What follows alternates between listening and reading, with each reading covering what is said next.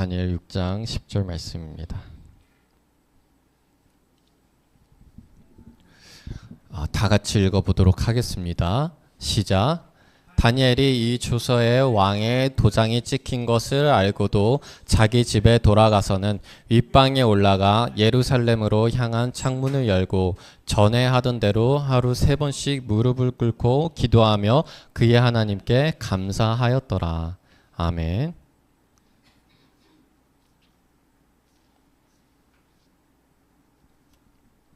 네.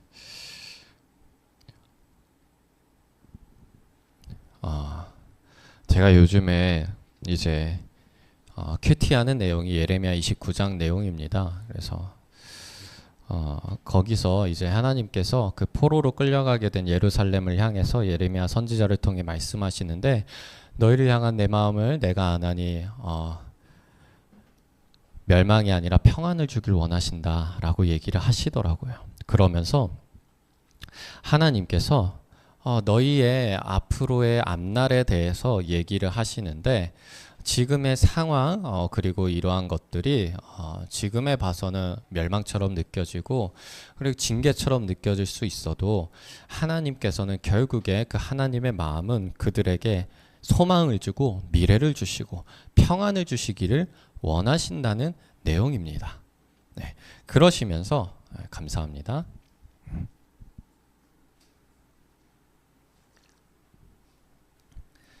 그러시면서 하나님께서 그 이스라엘 백성들에게 원하는 것이 있었어요. 이스라엘 백성들에게 하라는 것이 있었어요.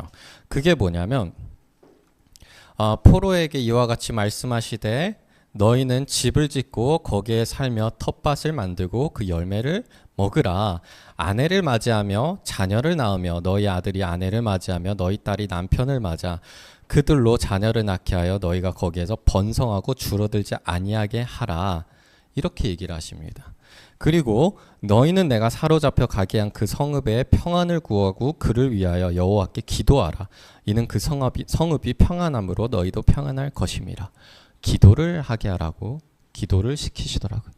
그러니까 하나님께서 그 포로로 끌려가는 그 이스라엘 백성들에게 하시는 말씀이 거기서 열심히 저항 독립운동하고 열심히 힘을 키우고 그래서 열심히 탈출하고 열심히 하라 이게 아니라 거기서 평안히 지내라는 거예요. 평안히 지내라. 그럴 수 없는 상황임에도 평안히 지내라는 거예요. 그러면서 자녀를 낳고 아내를 맞이하고 그리고 막 땅을 가꾸고 이렇게 얘기를 해요. 그것은 반대로 얘기하면 하나님께서 그것을 허락하신다는 거거든요.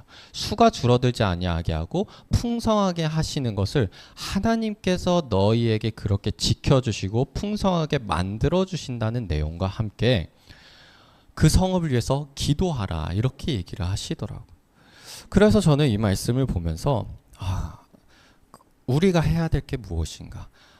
지금의 이 상황을 우리가 하나님께서 어떠한 상황에서든지 우리를 향한 마음이 평안을 주시는 것이고 미래를 주시는 것이고 소망을 주시는 것을 확고히 믿으면서 우리의 삶 자체를 하나님의 선하신 목적을 따라가고 믿으면서 나의 삶이 평안히 내가 할 수 있는 그대로를 하면서 그러면서 지내는 거구나. 기도하라는 거구나. 그렇게 한 대표적인 인물이 누구냐? 바로 다니엘이라는 거예요. 다니엘이 바로 처음 그 예루살렘이 멸망하고 그리고 그 다음 정확히 말하면 유다가 멸망하고 그 다음 이렇게 포로 생활을 하는 사람이 바로 다니엘입니다. 그래서 다니엘이 한 15살쯤에 포로 생활을 시작한다고 해요. 그런데 하나님께서 그에게 축복을 주시고 평안을 주시고 함께 해주셨어요. 그렇기 때문에 다니엘이 어떤 상황이 되냐면 바로 총리가 됩니다. 다니엘이 총리가 돼요. 여러분 바벨론의 총리가 되는데 재밌는 게 뭐냐면 바벨론이 페르시아에게 멸망을 당합니다. 그럼 다니엘은 어떻게 되겠어요? 보통은 그 전에 있던 그곳에서 전 나라에 있었던 그 색깔을 다 지우려고 합니다. 그러면 그곳에 있던 총리까지 되는 한마디로 고위 공무원이잖아요. 다 어떻게 해요? 다 목을 치는 거죠. 그런데 다니엘은 어떻게 되냐면 바벨론이 멸망하고 그곳을 점령하고 그곳을 다시 이렇게 그 페르시아의 지역이 됐죠. 그런데 페르시아조차도 이 다니엘을 총리로 씁니다. 그래서 다니엘이 세 명의 총리 중에 한 명이 돼요. 그런데 이 다니엘이 얼마나 기존 총리들에게 얼마나 안이 꼽겠습니까? 네, 이 다니엘의 출신은 멸망한 왕국 출신이에요. 이 다니엘의 출신은 심지어 그 전 나라의 그 총리 출신이에요. 이 다니엘의 출신은 그 이스라엘 먼 이제 멸망된 유다 거기 출신이에요. 그런데도 왕이 엄청 그 다니엘을 믿고 따르고 신뢰합니다. 그래서 나머지 두 총리와 그리고 그 한마디로 고위 공무원들, 왕의 총애를 얻고 싶어하는 신하들이 이 왕에게 거짓된 함정을 팝니다. 그게 뭐냐면 그 왕 외에는 절대로 다른 사람에게 기도하지 않게끔 칙령을 내리라고 얘기를 합니다. 사실 이것은 이 사람들이 그 칙령의 목적은 다니엘이 항상 기도하는 것을 알고서 다니엘을 죽이기 위해서, 모함하기 위해서 함정을 빠뜨리는 거예요. 그런데 왕은 그 사실을 모른 채 이 칙령은 나의 왕권을 강화해주는 아주 좋은 칙령이구나 하고 받아들이고 그 칙령을 배포를 합니다. 그래서 누구든지 왕 외에 기도를 하는 자는 사자굴에 던진다라는 칙령을 발표하게 돼요. 나중에 왕이 다니엘을 노린 칙령이라는 것을 알고서 너무나 걱정하고 근심하고 슬퍼합니다. 네, 왕은 다니엘을 너무나 신뢰하고 있었거든요.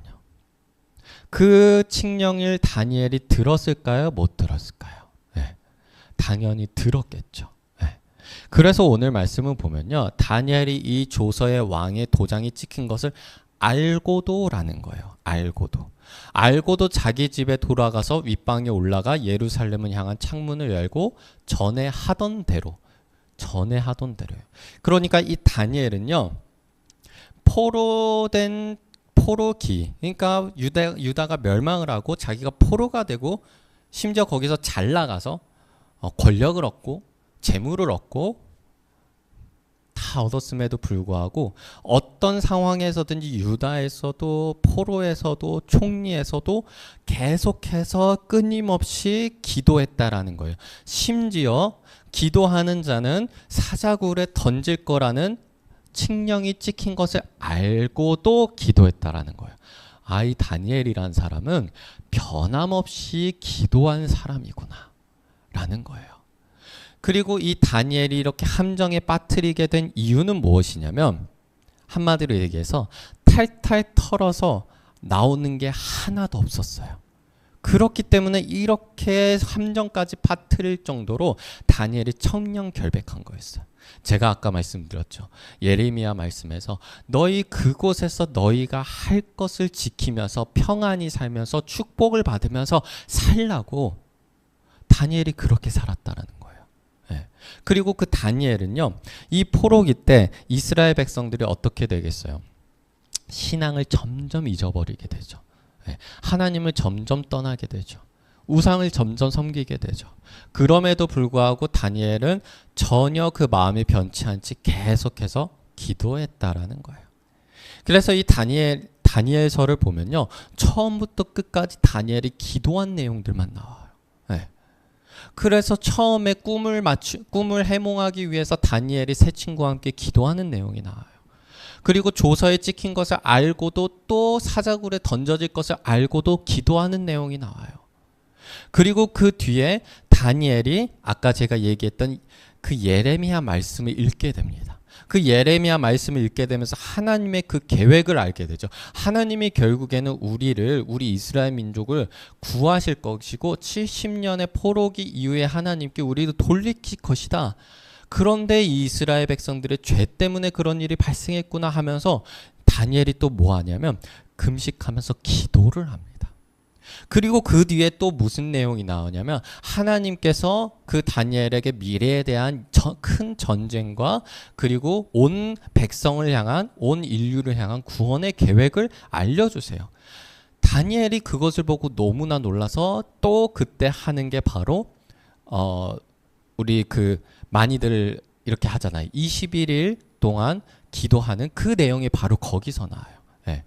거기서 21일 동안 다니엘이 금식하면서 기도하는 내용이 나와요. 아, 다니엘이라는 사람은 이 다니엘 전체 내용은 기도하는 내용이구나. 그리고 오늘 말씀에서 그것이 나오는 거예요. 전에 하던 대로 다니엘은 항상 기도하는 사람이었다라는 거예요. 그래서 다니엘이 결국에는 사자굴에 던져져요. 그런데 재밌는 게 그 왕이 다니엘에게 뭐라고 하냐면요. 네가 항상 섬기는 너의 하나님이 너를 구원하시리라 하리라 이렇게 얘기를 해요. 네. 그 왕조차도 페르시아의 왕조차도 인정을 하는 거예요. 너의 그 하나님. 네. 그러면 이 페르시아 왕이 지금 어떤 걸 봤던 거예요? 다니엘이 계속 기도하는 그 모습과 다니엘이 계속 기도할 때 하나님이 그에게 지혜를 주시고 꿈을 알려주시고 함께 하시고 보호해 주시고 역사하신 것을 봤던 거예요. 그렇기 때문에 그 이방 왕조차 인정을 하는 거예요. 정말 가슴 아프고 슬프고 죽을 것 같은데 그때 그 페르시아의 왕이 너의 그 하나님이 너를 지켜주길 내가 원한다. 이렇게 얘기를 하는 거예요. 그리고 왕이 새벽에 일어나 급히 사자굴로 가게 됩니다. 그래서 그 굴에 그 왕이 뭐라고 또 외치냐면 다니엘에게 묻습니다. 소리 지르면 묻습니다. 살아있냐? 묻습니다. 그런데 살아있냐고 물을 때 뭐라고 얘기를 하냐면 하나님의 종 다니엘아, 내가 항상 섬기는 내 하나님이 사자들에게서 능히 너를 구원하셨느냐 하리라 이렇게 외칩니다. 그러니까 살아있느냐 외칠 때 뭐라고 외치냐면 야, 하나님이 너를 구원해 주셨어? 라고 외치는 거예요. 네.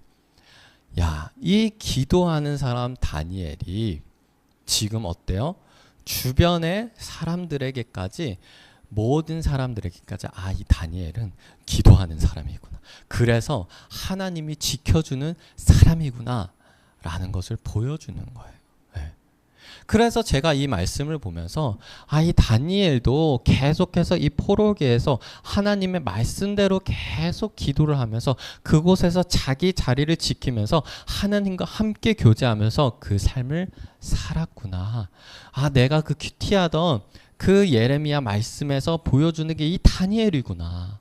네. 그래서 결국에는 다니엘도 그 예레미야서를 읽으면서 하나님의 뜻을 알게 되는 거거든요. 우리가 계속해서 말씀을 보면서 기도해야겠구나. 네. 기도해야겠구나. 우리가 때로는요, 기도하겠다라는 말이 사실은요, 거의 인사치레 같아요. 네. 밥 먹었어요? 외국에서는 이런 말 안 하죠. 네. 식사하셨어요? 이럴 때 밥 먹었어요. 우리 사실은 밥 먹었냐 안 먹었냐 중요한 게 아니잖아요. 우리 크리스찬들에겐 뭐예요? 기도할게요. 이거예요. 이거 기도할게요. 네. 그리고 또 뭐예요? 저도 항상 습관처럼 얘기하는 게 뭐냐면요. 성도님들 다 얘기 듣고 기도할게요. 이렇게 얘기를 해요. 그런데 여러분은 이것이 우리가 때로는 습관처럼 얘기를 해요. 그런데 우리가 반대로 생각해 보자고. 습관처럼 자주 얘기하는 것만큼 중요하다는 거예요. 네. 기도할게요 라고 하면 기도해야 돼요. 네. 저도 기도할게요 라고 하면 기도해요. 네. 그러니까 이 말이 습관처럼 말하는 게 잘못됐다라는 게 아니에요. 그런데 습관처럼 말할 거면 습관처럼 기도해야 돼요. 정말로 우리가 이것을 습관처럼 말하면서 지나가 버리면 진짜 습관처럼 말하는 게 돼버리는 거예요. 그런데 습관처럼 말하고 습관처럼 기도하면 정말 좋은 습관이 되는 거예요. 기도할게요. 기도해야 됩니다. 네. 그리고 항상 이 다니엘이 무슨 일이 있던지 간에 항상 기도를 해요. 무슨 일이 있던지 간에. 저도 항상 이것을 보면서 항상 깨닫고 때로는 회개하고 이러는 것이 무엇이냐면 무언가를 할 때 무언가를 시작할 때, 무언가를 결정할 때, 내가 어떤 일을 할 때, 어떤 것을 갈 때 항상 기도로 시작을 하고 기도로 무언가를 물어보고 기도로 무언가를 준비하고 모든 것을 기도로 시작을 해야 돼요. 네. 제가 처음에 운전을 할 때 제가 운전대 잡고 항상 먼저 기도를 하고 시작을 했어요. 제가 어느 날 옆에 친구를 태웠는데 그게 되게 인상 깊었나 봐요. 자기도 다음부터 그렇게 하겠대요. 네. 그런데 어떻게 돼요? 점점 익숙해지잖아요. 기도 안 하고 그냥 바로 사이드 브레이크 풀고 출발을 하는 거예요. 네. 그러면 중간에 이렇게 운전하면서 가다가 떠올라요. 기도 시작 안 하고 출발했네? 그러면 그때 또 기도를 하는 거예요. 네. 모든 일을 할 때 기도하는 거예요. 다니엘처럼. 마지막으로 제가 우리가 이 다니엘을 본받는 것처럼 우리가 본받아야 할 우리가 본받고 배워야 할 성도님 두 분을 한번 제가 말씀을 드릴게요. 우리가 이 성도님 제가 두 분을 얘기할 텐데 우리가 한번 이 성도님들을 보고 배워보자고요. 네. 그 기도하는 사람. 첫 번째가 누구냐면 우리 그 김재인 성도님이에요. 네. 김재인 성도님이 누구냐면 우리 박예원 성도님 막내딸이에요. 그런데 그 김재인 성도님이 어떻게 하냐면요. 매일 밤 자기 전에 기도한다는 거예요. 매일 밤 자기 전에 기도하는데 또 어떻게 하냐면요. 주변 사람들과 함께 기도하도록 계속 이끈다는 거예요. 그래서 그 언니 윤유진 성도님 그 사촌 언니죠. 사촌 언니 데리고 와가지고 기도하자고. 그래서 윤유진 성도님이 지금 교회 다니잖아요. 네, 나오잖아요. 그리고 그 엄마 아빠 항상 기도하자고. 그렇게 얘기한다는 거예요. 자기 전에 그냥 자려고 하면 기도하고 자야 된다고 얘기하는 거예요. 네. 우리 이거 보고 배우자고요. 네. 그리고 또 한 명 우리 또 보고 배워야 될 게 누구냐면 마건우 성도님이에요. 네. 제가 어느 날 건우네 집에 신방을 갔어요. 끝나고 나서 제가 어린이집에 이제 이제 하원하는 거를 따라갔어요. 그래서 건우를 보니까 건우 저를 보고 되게 놀랐더라고요. 목사님 왜 왔어요? 여기 왜 있어요? 그래서 제가 건우한테 오늘 아버지 아빠 성현이 형이랑 오늘 같이 예배 드렸어. 그리고 같이 기도했어. 그렇게 얘기를 했어요. 네. 그랬더니 마건우 성도님이 뭐라고 하냐면 나는 이렇게 얘기하는 거예요. 나도 기도해줘. 나도 기도해줘야지. 이렇게 얘기를 하는 거예요. 그래서 제가 그때 건우를 그냥 집 앞에 데려다주고 이제 예배를 가야 되는 상황이었어요. 가려고 했어요. 그런데 그 얘기를 들어가지고 어떻게 그냥 가겠어요. 네. 그래서 다시 건우 집에 올라가가지고 건우랑 막 놀아줬어요. 놀아주고 건우가 자기 장난감 구경하는 거 다 한 번씩 자랑하는 거 다 들어주고 집도 다 구석구석 전에 봤었는데 한 번 더 보는 거예요. 건우가 막 보여주려고. 네. 그리고 나서 건우가 자기 장난감을 막 시연을 해주는 거예요. 막 리액션 해줘. 놀랍다. 너무 재밌어 보인다. 막 그렇게 하는 거예요. 제가 갈 때가 됐잖아요. 그래서 건우야, 목사님이 이거 한 번만 더 보고 이제는 집에 갈게. 이렇게 얘기를 하는 거야. 그랬더니 저는 건우가 잘 가세요 아니면 가지 마세요 이 둘 중에 하나잖아요. 그런데 건우가 뭐라고 하냐면 기도해주고 가야지 이렇게 얘기를 하는 거예요. 네. 그 상황에서 끝까지 뭐가 중요한지를 아는 거예요. 네. 다른 거를 요구하는 게 아니라 가기 전에 꼭 자기한테 기도해주고 가라고 얘기를 하더라고요. 네. 제가 여러분들 우리 한번 이 다니엘을 본받아 보고요. 우리 한번 이 김재인 성도님하고 이 마건우 성도님 한번 본받아 보자고요. 우리가 여기서 한번 배워보자고요. 제가 그것을 보고 정말 기쁘고 감동이었고 행복했고 회개했어요. 네. 내가 기도를 해야겠다. 기도를 정말 열심히 해야겠다. 그리고 저희 성도님 중에서도 저한테 아플 때 강력하게 기도해달라고 요청했던 성도님도 있고 돈 벌고 싶다고 강력하게 돈 벌게 해달라고 기도를 요청했던 성도님들이 있어요. 여러분 우리 이렇게 강력하게 기도를 해보자고. 요청해도 좋고 스스로 해도 좋고 우리 서로에게 해도 좋아요. 제가 우리 새해를 맞이해서 기도 제목도 이제 계속해서 업로드하고 있어요. 리필을 하고 있는데 여러분들 우리 한번 기도를 이렇게 해보자고요. 네, 그냥 리스트 적어가지고 이렇게 해놓고 잊어버리고 연말에 가서 내가 뭐 했었지? 이루어졌는지 한번 볼까? 이게 아니라 우리 정말 계속해서 기도하면서 모든 일에 대해서 기도하고 언제 어디서나 기도해서 무슨 상황에서든지 기도하는 그 다니엘처럼 정말 그 기도의 중요성을 아는 우리 두 아이처럼 그렇게 기도해 보자고요. 그래서 중요한 게 노는 게 중요한 게 아니고 목사님하고 보는 게 중요한 게 아니라 꼭 기도하고 가라고 그렇게 요청하고 자기 전에 우리 꼭 기도하고 자자고 그렇게 요청하는 것처럼 우리 항상 기도해 보자고요. 네, 이제 우리 기도하고 마치도록 하겠습니다. 네, 하나님 아버지, 우리가 때로는 습관처럼 우리가 때로는 지나가는 것처럼 우리 기도하겠습니다. 기도합니다. 할 때가 있습니다.